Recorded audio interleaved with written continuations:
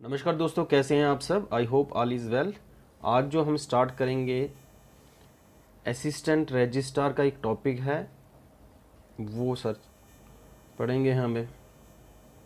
ये है आपके सिलेबस का पार्ट। ये इनमें से आपका रिज़र्व बैंक ऑफ इंडिया जो है, role of Reserve Bank of India already lecture complete हो चुका है।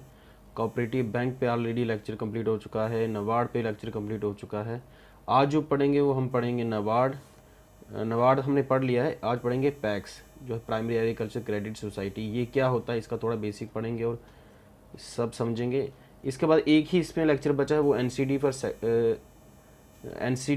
For schemes in cooperative sector.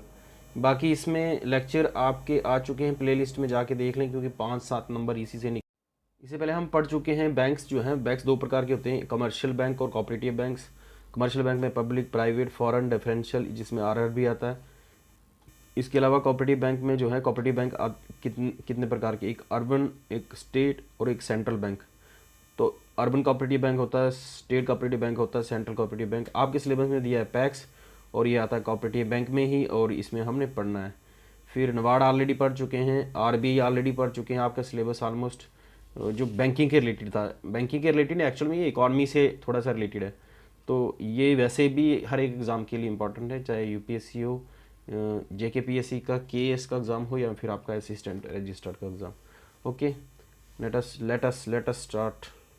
ये जो आप अपनी स्क्रीन पे देख रहे हो, ये आपको अच्छे से पता होना चाहिए कि कोऑपरेटिव क्रेडिट इंस्टीट्यूशन मतलब हो गया कि कोऑपरेटिव जो सोसाइटीज़ होती हैं वो पैसा लेते हैं तो कहाँ कहाँ से लेते हैं। एक तो अर्बन कोऑपरेटिव बैंक से लेते हैं, एक रूरल कोऑपरेटिव बैंक से लेते हैं। रूरल कोऑपरेटिव में शॉर्ट टर्म के लिए लोन जो मिलता है और लॉन्ग टर्म के लिए। शॉर्ट टर्म जो मिलता है, स्टेट कोऑपरेटिव बैंक जो होते हैं वो आपको शॉर्ट टर्म के लिए लोन देते हैं, मतलब 1 साल से नीचे भी जो है उसके लिए कोई भी जाके बंदा पैसा ले सकता है। एक डिस्ट्रिक्ट सेंट्रल कोऑपरेटिव बैंक होता है और एक पैक्स होता है। ठीक है, ये 3 प्रकार के, एक स्टेट लेवल पे, एक डिस्ट्रिक्ट लेवल पे, एक प्राइमरी लेवल पे। मतलब हो गया कि विलेज लेवल पे जो है ये पैक्स जो है, इसकी फुल फॉर्म क्या है, पैक्स, PACS, जो आपके सिलेबस में है। ठीक है, तो ये लोन ले सकते हैं। बाकी इसमें कुछ ज़्यादा पढ़ने की ज़रूरत नहीं है, और देख लेते हैं डायरेक्ट। आपको ये स्ट्रक्चर पूरा पता होना चाहिए कि एक्चुअल में पैसा कहाँ से आ रहा है। ऐसे आ रहा है स्टेट में, फिर डिस्ट्रिक्ट में, फिर ये प्राइमरी लेवल पे। तो बस इतना सा स्ट्रक्चर याद होना चाहिए आपको। आपने कोऑपरेटिव बैंक पढ़ा था, पहले लेक्चर जो हुआ था, ये कोऑपरेटिव बैंक जो है 2 प्रकार के होते हैं। कौन कौन से होते हैं? एक होता है अर्बन कोऑपरेटिव बैंक, एक होता है रूरल कोऑपरेटिव बैंक। और जो आपका जो पैक्स है, ये आपके आता है रूरल कोऑपरेटिव बैंक में। शॉर्ट टर्म के लिए लोन देते हैं पैक्स वाले। ठीक है, पैक्स में है प्राइमरी एग्रीकल्चर क्रेडिट सोसाइटी। तो ये आपको पता होना चाहिए कि किस में आता है, रूरल कोऑपरेटिव बैंक में।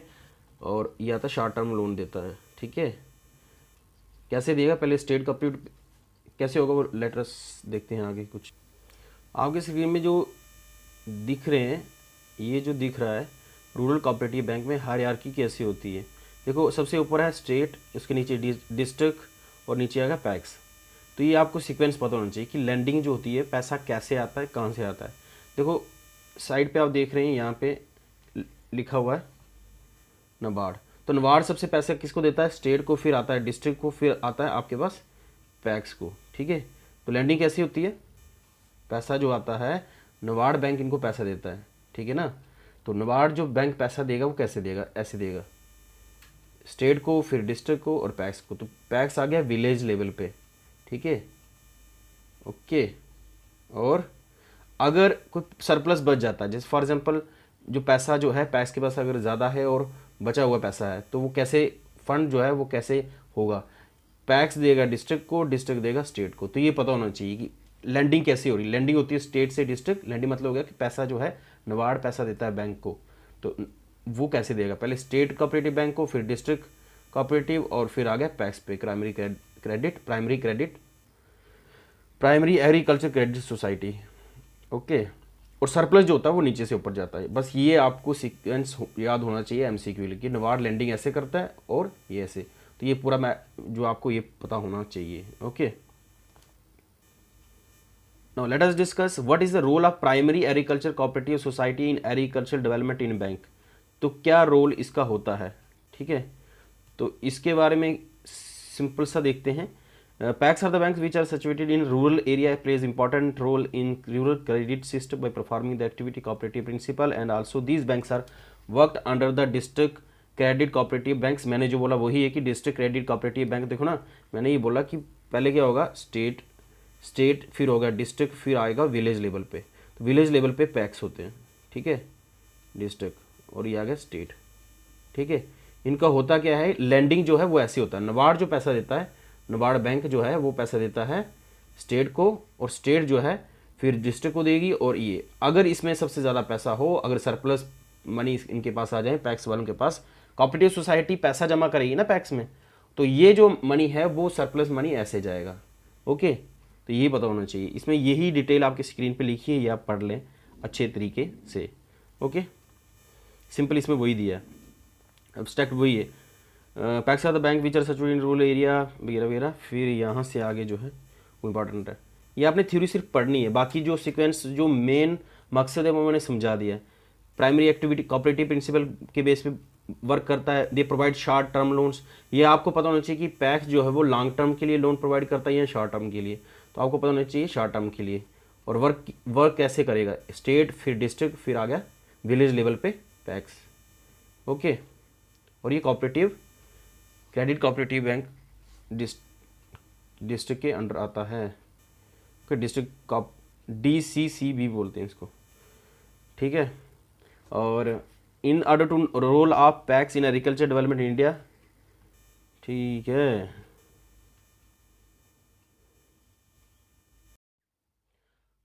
अब देखो, cooperative banks in India plays a very important role in even today in rural financing. These are registered under the cooperative society act and also registered regulated by the RBI।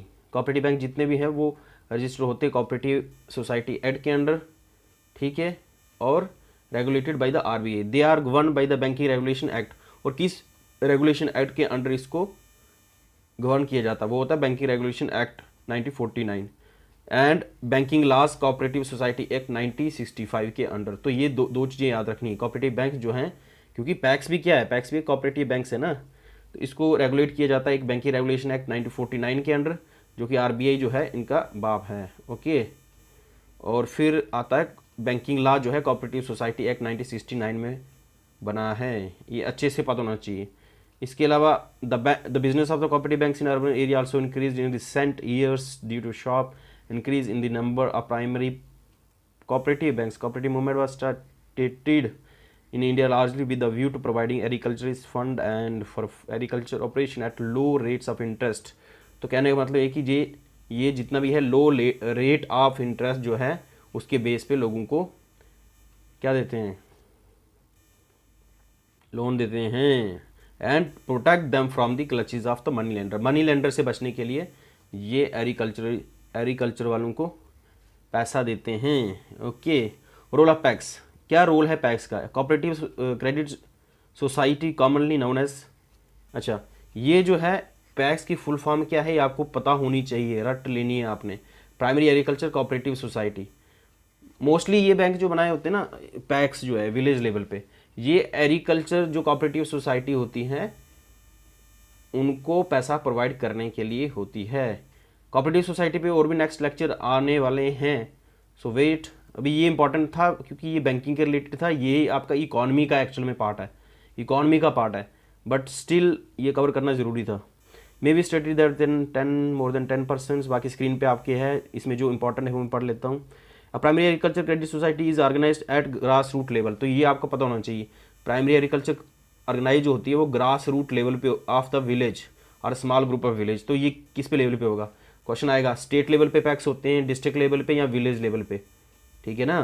कि जो PACS bank होते हैं, PACS जो होता है, PACS मतलब हो गया primary agriculture credit society, state level पे होता है, डिस्ट्रिक्ट लेवल पे या विलेज लेवल, तो आपने याद रखना है विलेज लेवल पे। ओके, इसके अलावा क्या इंपॉर्टेंट है इसमें से, it is a basic unit which deals with the rural agriculture borrowers, gives the loans and collect repayment of the loans given, ठीक है। इसके अलावा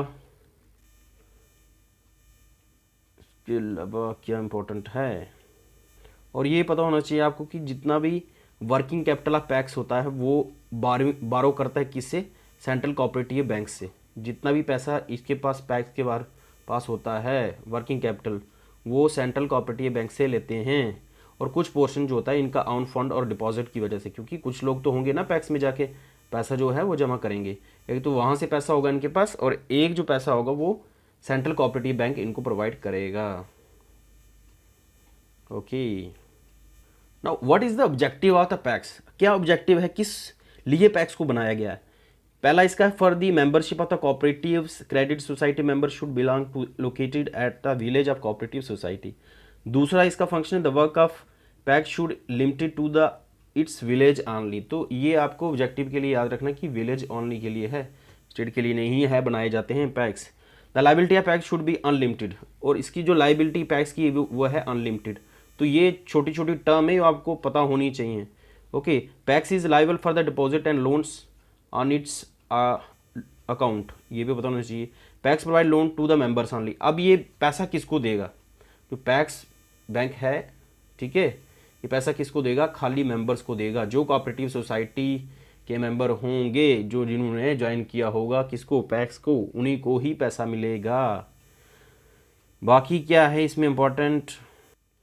क्या पैक्स लॉन्ग टर्म के लिए लोन प्रोवाइड करता है? No, PACS provide loan only for the medium and short term purpose. Medium और शॉर्ट टर्म पर्पज क्या हुआ कि या तो 1 साल के लिए लोन देगा या फिर 3 साल के लिए, ठीक है। जब भी आप 10 साल के लिए लोन लोगे, 5 साल के लिए, 15 साल के लिए लोन होगा, वो लॉन्ग टर्म में आता है, उसके लिए पैसा नहीं देता है पैक्स। ओके यार, देखो खेती जो होती है वो 6 महीने की होती है या 1 साल की होती है। तो एग्रीकल्चर में अगर किसी को लोन देना भी है तो वो कितनी देर तक देगा? कम से कम 6 महीने या साल तक। ओके, इसके अलावा फंक्शन ऑफ पैक्स क्या है? What is the function of PACS? It promotes economic interest of members in accordance with the cooperative principle. Short term ये सेम है। एक इसमें इंपॉर्टेंट जो चीज़ है वो है it supply agriculture input like fertilisers, seeds, insecticides and implements, ठीक है। It provides marketing facility for the sale of agriculture products. It supply domestic products such as sugar, kerosene. Okay, इसके अलावा क्या है, ये मैं अब PDF जो है वो सेंड कर दूंगा, वो थोड़ी सी डिटेल पढ़ लेना, जो इंपॉर्टेंट था हमने डिस्कस कर दिया है, ठीक है। इसमें कंक्लूजन देख लेंगे, कंक्लूजन में आपने क्या देखना है, पैक्स के बारे में क्या आपको पता होना चाहिए। आप टेलीग्राम ग्रुप जो है उसको ज्वाइन कर सकते हैं, मैं डिस्क्रिप्शन में उनका लिंक दे दूंगा, वहीं पे आपको इसकी लेक्चर की PDF मिल जाएगी। तो इसमें आपने जो देखना है और लेक्चर देख लेना, उसमें आपने क्या पढ़ना है, एक जो इंपॉर्टेंट है वो बता देता हूँ। एक तो ये जो पैक्स होते हैं ये grass roots level, village level पे होते हैं। दूसरी बात, it is the basic union which deal with the rural credit to the farmers meeting the function. और दूसरी बात ये जो है फार्मर के लिए, जो है फार्मर के लिए रूरल एरिया में उनको जो है लोन प्रोवाइड करता है, ठीक है। क्योंकि फार्मर को फर्टिलाइज़र लेना है, खेती के लिए कुछ और जो भी लेना है, तो उसके लिए लोन चाहिए उनको, ये उनको प्रोवाइड लोन करता है, ठीक है। दूसरी बात, ये शॉर्ट टर्म के लिए लोन प्रोवाइड करेगा। शॉर्ट टर्म के लिए क्योंकि खेती जो होती है यहाँ 6 महीने की होती है, यहाँ 1 साल की होती है, ठीक है ना। तो कोई खेती देखी है आपने कि 2-2 साल के बाद होती है, तो लोन भी 1 साल के लिए प्रोवाइड करेंगे ना, ठीक है। बाकी आप PDF से पढ़ लें, इतना इंपॉर्टेंट नहीं है, जो इंपॉर्टेंट था हमने डिस्कस कर दिया है। ये जो आप स्क्रीन पे देख रहे हैं ना, ये आपको टिप्स पे होना चाहिए, माइंड पे होना चाहिए, क्योंकि इसके अलावा क्वेश्चन कहीं से भी नहीं आएगा। स्टेट लेवल से डिस्ट्रिक्ट लेवल पे और डिस्ट्रिक्ट से पैक्स, क्योंकि लैंडिंग ऐसे ही होती है, नबार्ड जब भी पैसा देता है वो स्टेट से डिस्ट्रिक्ट, डिस्ट्रिक्ट से पैक्स, और सरप्लस जो है वो नीचे से ऊपर जाता है। ये UPSC में इस बार का क्वेश्चन था 2020 का, इसलिए आपका स्टेट एग्जाम क्योंकि कौन से कराने वाले हैं, JKPSC, तो शायद से ये क्वेश्चन रिपीट ना हो जाए, इसीलिए बड़ा डिटेल में मैंने कराया हुआ है। UPSC में 2020 में आ चुका है क्वेश्चन ये, कि नबार्ड जो है लैंडिंग ऐसे करता है या ऐसे करता है, तो आपको ये पता होना चाहिए। JKPSC में क्वेश्चन 100% पॉसिबिलिटी है कि ये क्वेश्चन आ जाए, ठीक है, इसलिए मैंने इसको कवर किया है। बाकी आप अगर इसकी PDF चाहिए तो टेलीग्राम ग्रुप ज्वाइन करें, मैंने लिंक डिस्क्रिप्शन में दे दिया है। बाकी यार देखो, इतनी मेहनत लगती है लेक्चर बनाने में, आप अगर लाइक नहीं करोगे, सब्सक्राइब नहीं करोगे और शेयर नहीं करोगे तो यार मुझे भी मोटिवेशन नहीं मिलेगी लेक्चर बनाने के लिए। तो प्लीज़ लेक्चर को शेयर करें, सब्सक्राइब करें, और मिलते हैं नेक्स्ट लेक्चर में। तब तक के लिए जय हिंद।